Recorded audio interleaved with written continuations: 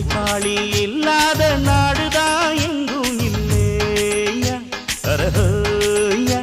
அவன் உழைப்பாலே பிழைக்காத பேருதான் எங்கும் இல்லையா அரஹோயா அர சாமியோ சாமி அப்படி இருந்துட்டா காமி கூலியோ கூலி எங்களை நம்பித்தா பூமி பிறர் வாழ்வதே எங்க வேர்வையில் தான் உழைப்பாளி இல்லாத நாடுதான் எங்கும் இல்லையா